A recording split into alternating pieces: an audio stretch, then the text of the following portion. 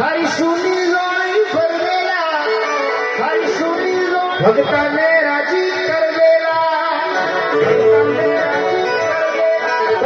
देव दरबार में भगत दर्शन करवाया जाता और किस प्रकार से